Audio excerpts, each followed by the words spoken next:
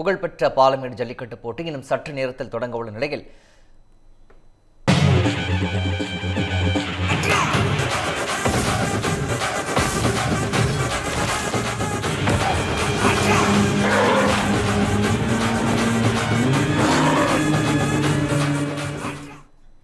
இது குறித்தான கள நிலவரங்களோடு இணைகிறார் எமது செய்தியாளர் நாகேந்திரன். இன்னும் சற்று நேரத்தில் பாலமேடு ஜல்லிக்கட்டு போட்டியானது தொடங்க இருக்கிறது. எத்தனை காளைகள், எவ்வளவு காளையர்கள் இதில் களம் காண இருக்கிறார்கள்? விவரங்கள்.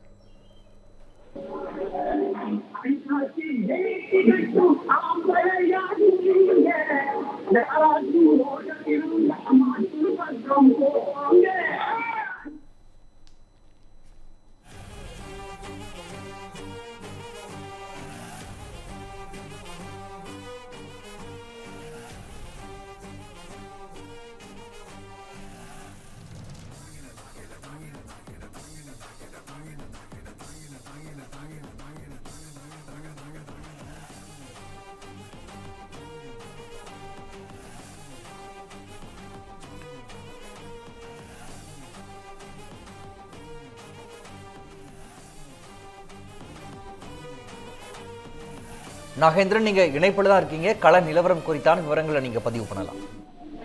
வணக்கம் பிரகாஷ். உலக புகழ்பெற்ற இந்த பாலமேடு ஜல்லிக்கட்டு போட்டி என்பது வெகு விமர்சையாக தொடங்க இருக்கிறது. இந்த போட்டியை தொடங்கி வைப்பதற்காக தமிழக துணை முதல்வர் உதயநிதி ஸ்டாலின் வருகை தர இருக்கிறார். இந்த சிறப்புமிக்க இந்த ஜல்லிக்கட்டு போட்டி அந்த தமிழக துணை முதல்வர் உதயநிதி ஸ்டாலின் வருகைக்காக தாமதமாகி கொண்டிருக்கக்கூடிய அந்த சூழலை தான் நாம் தற்போது பார்த்து வருகிறோம்.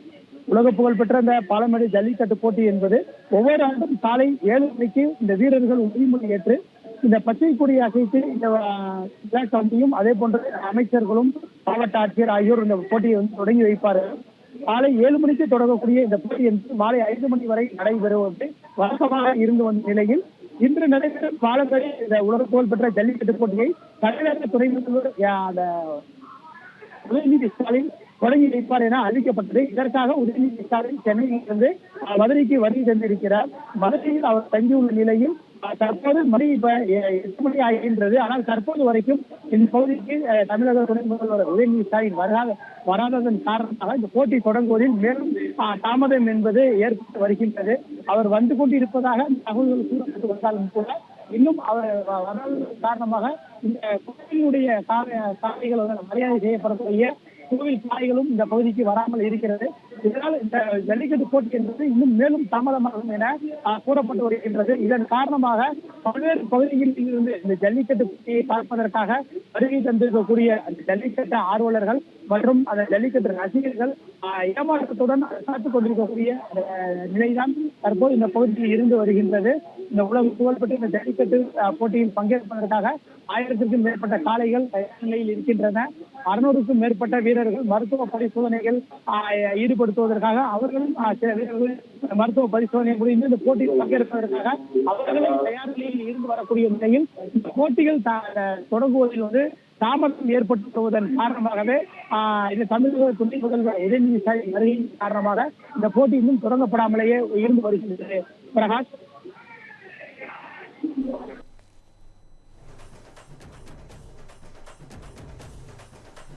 நாகேந்திரன், இந்த ஜல்லிக்கட்டு போட்டியில் பங்கேற்கும் காளைகளுக்கும் சரி என்ன மாதிரியான இந்த மருத்துவ பரிசோதனை மேற்கொள்ளப்பட்டது? அது தொடர்பான விவரங்கள்.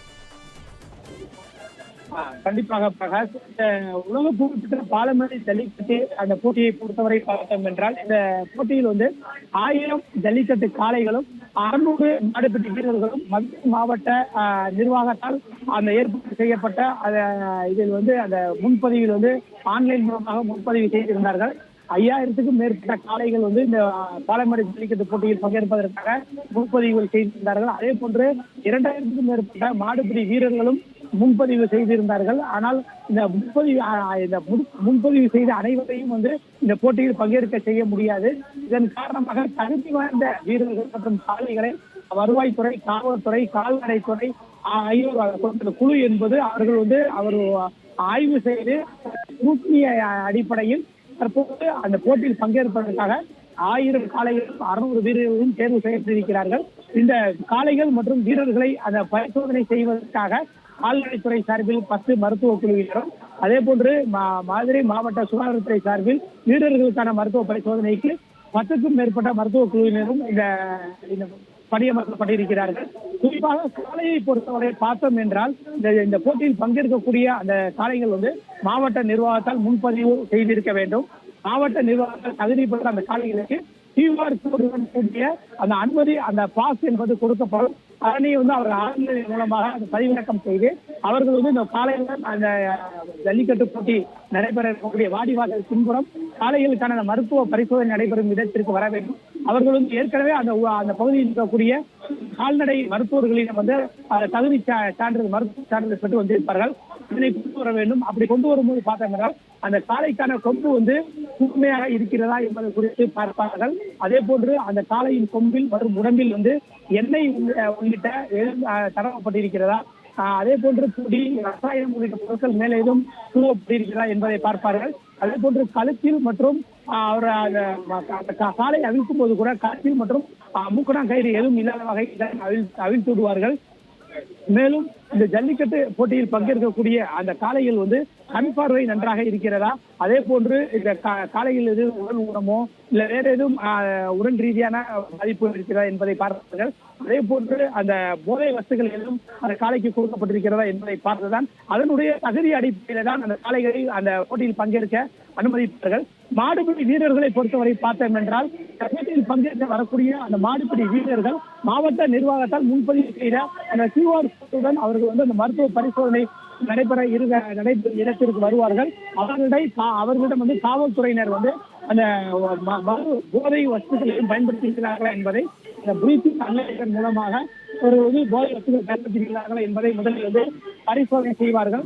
அதனை தொடர்ந்து அவர்களுக்கு இந்த உயர் அந்த ரத்த அழுத்தம் உள்ளிட்ட வேற ஏதும் பாதிப்புகள், உடல் ரீதியான பாதிப்புகள் இருக்கிறதா என்பதை பார்ப்பார்கள். அவருக்கு வேற ஏதும் உடல் ஊனம் இருக்கிறதா என்பதை அவர் பார்ப்பார்கள். மேலும் மருத்துவ பரிசோதனை அவர் பிபி இதை பார்த்து அதனைத் தொடர்ந்து அவர் மது அருந்தவில்லை என்றால் அவரை தகுதி செய்து அவரை இந்த போட்டியில் பங்கேற்பதற்காக மருத்துவத்துறையினர் அவர்களை அனுமதி அளிப்பார்கள். அந்த மருத்துவத்துறையினர் அனுமதி அளித்தவுடன் அங்கிருக்கக்கூடிய வருவாய்த்துறையினர் அவருக்கு அந்த எந்த சுற்றில் அவர் பங்கேற்கிறாரோ அந்த சுற்றுக்கான சீருடை என்பது வழங்கப்படும். இப்படித்தான் ஒவ்வொரு அந்த போட்டிக்கான ஒவ்வொரு சுற்றுக்கான சுற்றுத்தில் பங்கேற்பதற்கு ஆலைகளையும் வீரர்களையும் அந்த வருவாய்த்துறையும் கால்நடைத்துறையும் சுகாதாரத்துறையும் முறையாக அந்த பரிசோதனை செய்து அவர்களை அந்த போட்டியில் பங்கேற்க வைப்பார்கள்.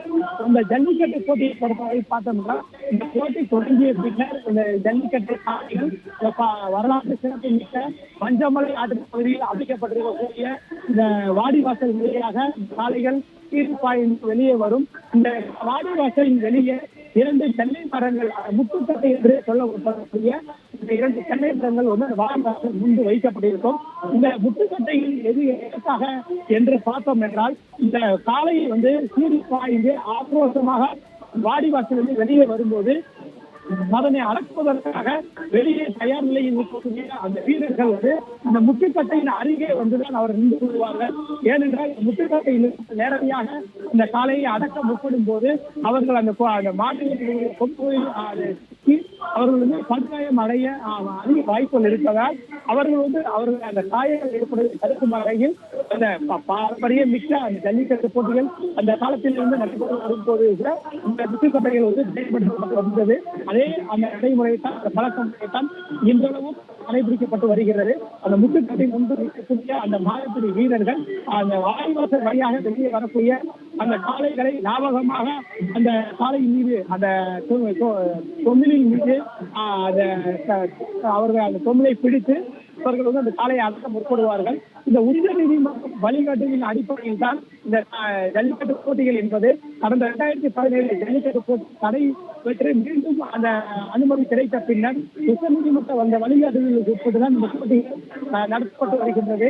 அந்த வகையில் அந்த வாடிவாசல் வழியாக வெளியே வரக்கூடிய அந்த காளைகளை வந்து அந்த மாடுபிடி வீரர்கள் எந்த வகையிலும் வந்து துன்புறுத்தல் செய்யாத வகையில் அந்த காளைகளை அடக்க வேண்டும்.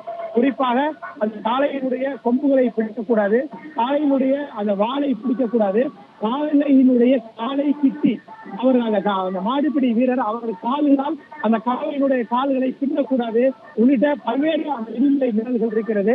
அதே போன்று அந்த காளைகளை அவர்கள் வந்து கைகளாலோ அல்லது வேற எதுவும் மாற்றங்களாலோ பார்க்கக்கூடாது. இது போன்ற முறையில் தான் அவர்கள் வந்து வீரர்கள் வந்து அந்த வீரத்தை வெளிக்காட்டுவாங்க, பறைக்காட்டுவாங்க.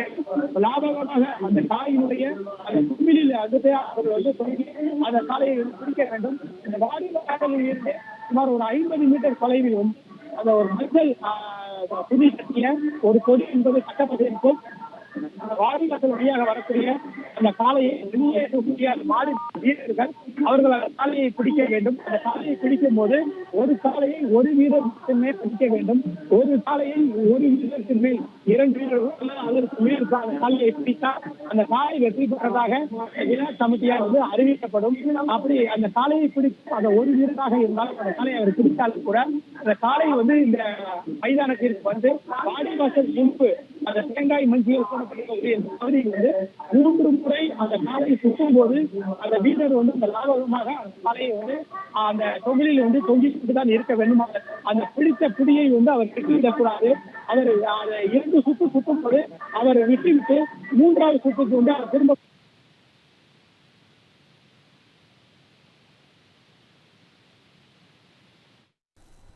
விவரங்களை வழங்கியமைக்கு நன்றி நாகேந்திரன். இந்த பண்டிகை நாட்களை முன்னிட்டு வில்லா மனைகளை முன்பதிவு செய்து ஸ்டாம்ப் டியூட்டியில் 50% வரை தள்ளுபடி பெறுங்கள். Premium villa plots across Tamil Nadu from 4.5 lakhs to 3 crores.